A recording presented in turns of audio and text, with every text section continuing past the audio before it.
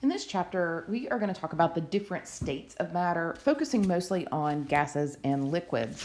But I do want to remind you about a few things with solids, liquids, and gases. So in a previous screencast, we talked about solids, liquids, and gases, and I showed, this is one of my favorite pictures of it. This is a thermal feature like you would see in Yellowstone National Park, where you have solids, liquids, and gases.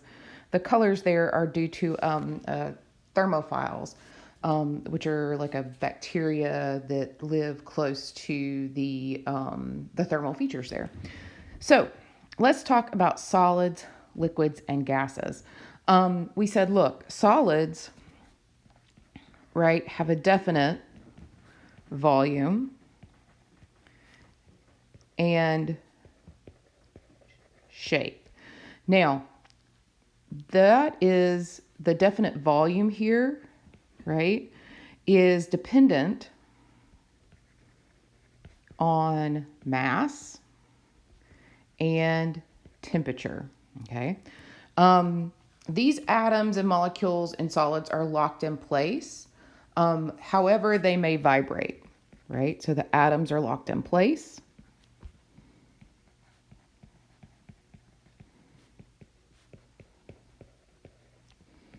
But vibrate, right? And then there's very little space between particles. And so because there's very little space between particles, these tend to have a high density,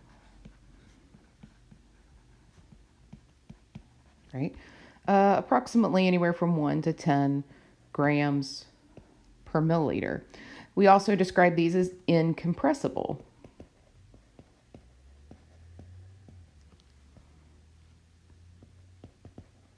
Right? So that just means you can't squish them together. Liquids have a definite volume, right? But an indefinite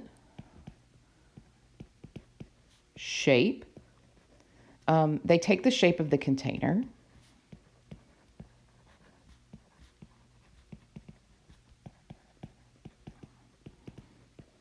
Right? And what happens here is the atoms in molecules and liquids are in really close proximity to one another, but aren't locked in place. They have the freedom to move or flow past each other. So here, right, the atoms or molecules move by flowing past each other. And sometimes there's a little bit of an attraction there. And so we're going to talk about that in one of our later screencasts. And then we talked about gases and we said, look, these have neither a definite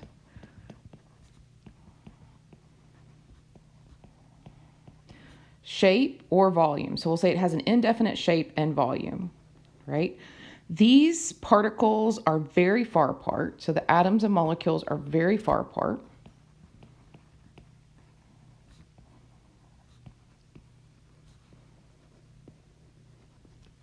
And there's a lot of empty space in between them. They have a very low density, right? On the order of about 1 times 10 to the negative third grams per milliliter. And so a lot of times the density of gases are shown in grams per liter. I forgot to talk about the density of liquids up here. These are about 1 gram per milliliter. Okay. Let's talk about phase changes. So these are all states, right, or phases. And so we can have phase changes or state changes. And what we talk about when we talk about that is you can have a solid, a gas, and a liquid. And when you go from a solid to a gas, that is called sublimation.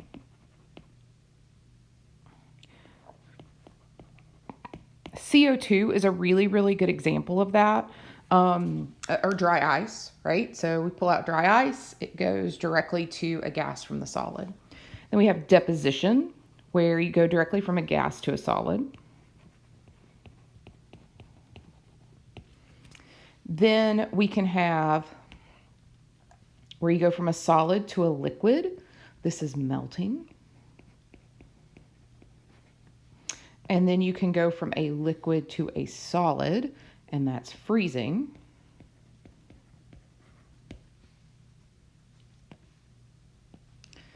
Then we can go from a liquid to a gas, and that's called vaporization or evaporation. Both of those are used. And then you can go from a gas to a liquid, and that's called condensation. Right. So these are all our different phase changes or state changes.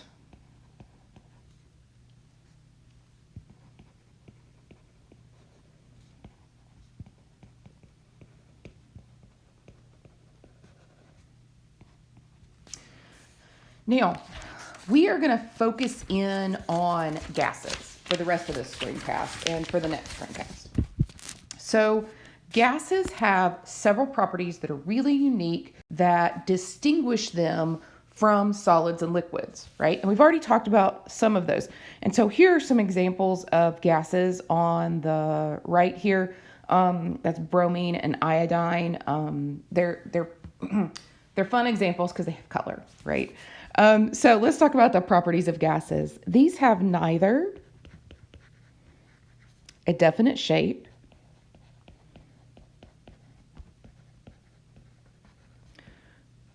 or volume, right? And so that means they're going to take the shape of their container, okay? Their volume, it also means the volume changes pretty drastically with changes in temperature and pressure. And temperature I'm going to represent with a T and pressure with a P. They uniformly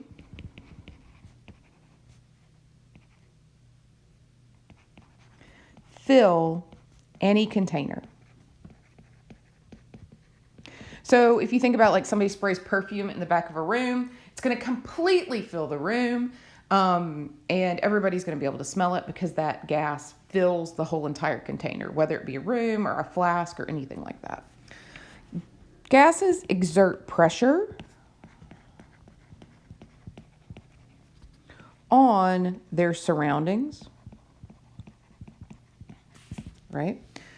And they change volume with temperature and pressure, which was number 4. I got real excited and put that there. That was number 4 there. They are what we call miscible,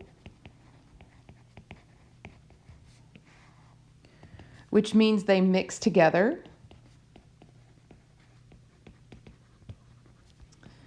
In any proportion. Now, that is not true for liquids. For example, like oil and water don't mix. They can't mix together. So gases mix together. And then they are much less dense than solids and liquids.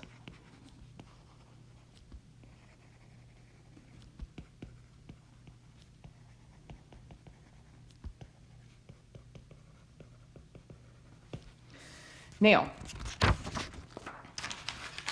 we use some different units to measure the pressure of gases. And so one of the units that we use is ATM, right, or atmospheres. And so I want to talk about atmospheric pressure for just a moment. The atmosphere is just a layer of gases. So when we talk about the atmosphere, this is a layer of gases approximately 50 kilometers thick, right? And the composition is fairly consistent, but the pressure and the density can vary with location. And what we find is that the atmosphere is primarily composed of nitrogen, it's about 78%, and oxygen, which is about 21%. with small amounts of other gases, mostly that argon and carbon dioxide. The major components are fairly consistent, but the minor components and the pollutants vary depending on location. So, for example, carbon dioxide and ozone concentrations may increase in urban areas just due to pollution, right? Now, the atmosphere is pulled towards the Earth.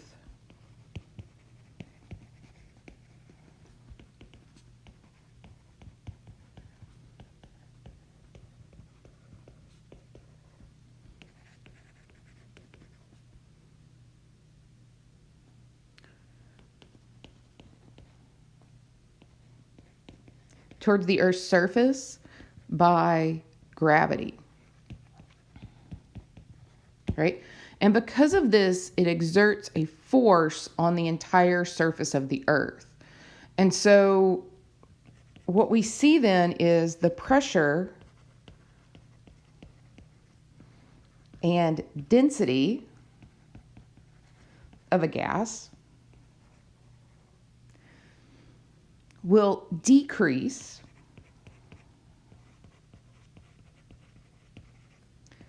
with increasing altitude. Okay.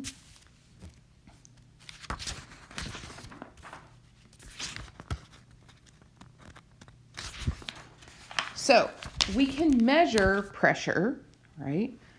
It is the ratio of a force to the surface area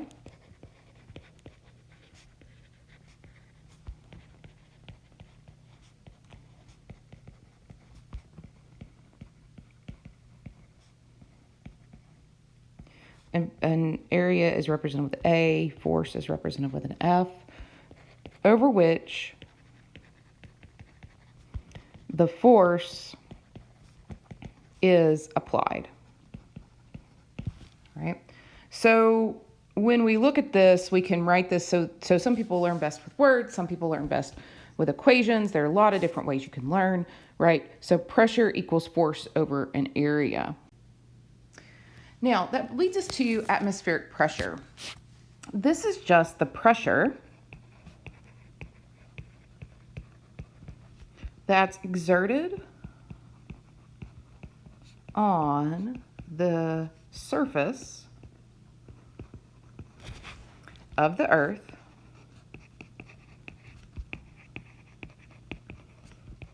by the pull of gravity on gases in the atmosphere. Okay, so it's called atmospheric pressure, and a lot of times it's shown as ATM or pressure in ATM. Okay. Now, there's some other units used to represent pressure.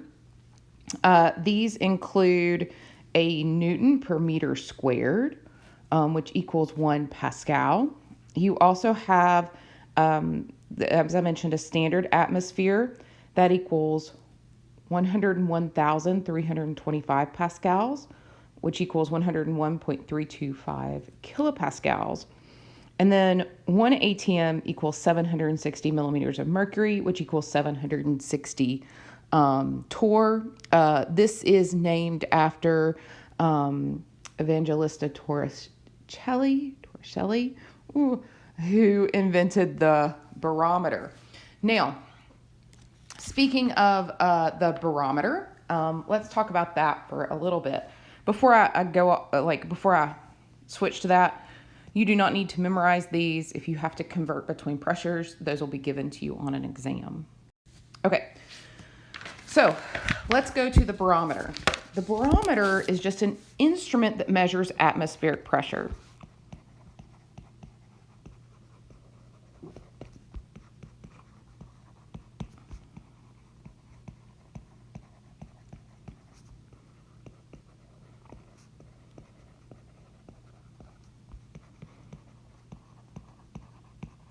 Right?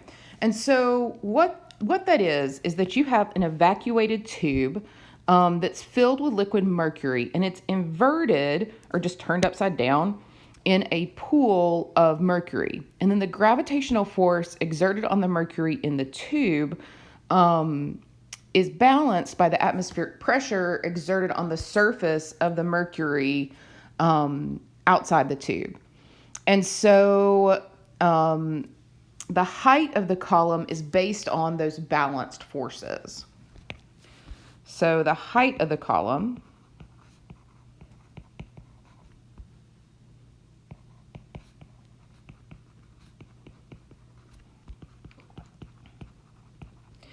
is based on, right, the gravity, which pulls the mercury down, and then the atmospheric pressure, which pushes the mercury up into the tube. All right. Atmospheric pressure on the surface of the mercury is sufficient to support a column of mercury in the evacuated tube that's about 760 millimeters high. So when we talk about millimeters of mercury, it's actually the height of this column. And so 1 ATM, that's why 1 ATM equals 760 millimeters of mercury, is because at sea level, that's what we see. So just to review or summarize what we've seen, there are lots and lots and lots of different units for expressing pressure. Here are all of them related to 1 ATM. You do not have to memorize these. They'll be given to you. I'm giving you this here so that just for ease of solving problems, right? So if you have a problem where you need to convert in the homework or the extra practice problems, you can look here and you can see and use this for some conversions. Now, French mathematician and physicist Blaise Pascal, after whom the SI unit of pressure is named, was the first to propose that atmospheric pressure decreases with increasing altitude. So Pascal, which you've got a picture of him there, was the first to propose that atmospheric pressure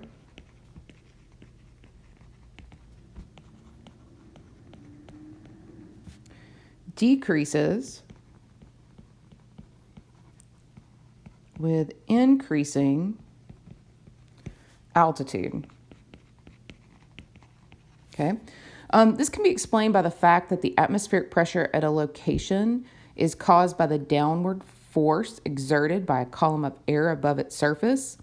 And then as altitude increases, the mass of air above that location decreases, so the pressure decreases. And so here is, I love this chart. I think it's really fun. Here's Venice, which is at sea level. And so then you can see Denver, which is a little higher. And then La Paz, which is even higher. And then here's Mount Everest, and you can see the atmospheric pressure at Mount Everest. So as altitude increases,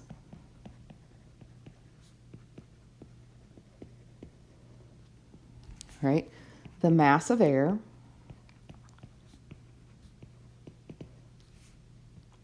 above that location decreases. So pressure then also decreases. This brings us to kinetic molecular theory. This is a unifying theory that predicts some properties of gases. It was developed in the late 19th century. And as I mentioned, it just explains the relationships described that we'll see by gases, okay? So here are the main assumptions, right? gas molecules have really tiny volumes compared to the collective volume that they occupy. And what this means basically is gas molecules are separated by large distances, right? So that means that gas is mostly empty space. Gas molecules move constantly and randomly throughout the volume they occupy. That means because they're moving, they have kinetic energy. So the motion of these molecules is associated with an average kinetic energy that's proportional to the temperature of the gas. So all gas molecules at the same temperature have the same average kinetic energy regardless of the identity of the gas. This means if you increase the temperature, right, gas particles move faster. Okay. Gas molecules will continually collide with each other and with the container walls. And these collisions are elastic. And so that means that energy is conserved.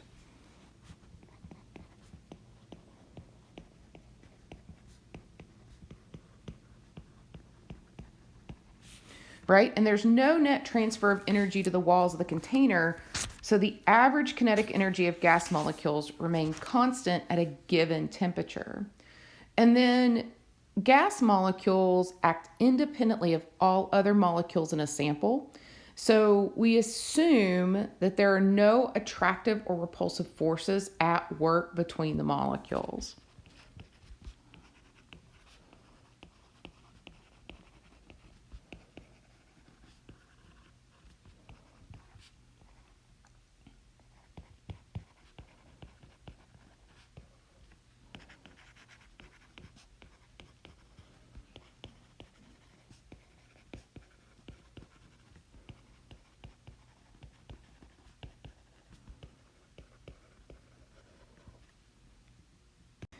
And so this brings us to the idea of what we call an ideal gas. And you're going to hear us talk about an ideal gas the rest of the way through this chapter.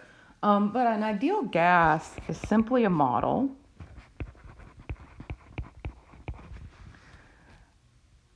of the way that gas particles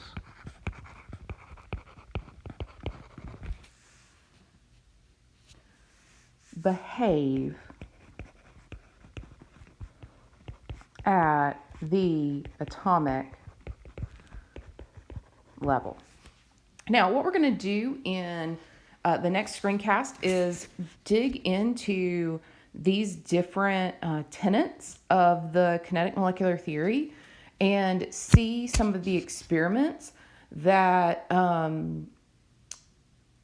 showed some of these tenets. The last thing I want to talk about in this screencast is a reference point for gases. The reference point for gases, which you're going to hear a lot, is standard temperature and pressure, which is abbreviated as STP. And this is something you need to know. STP is where the pressure equals 1 atm and the temperature equals 273.15 Kelvin, right? Which is 0 degrees Celsius.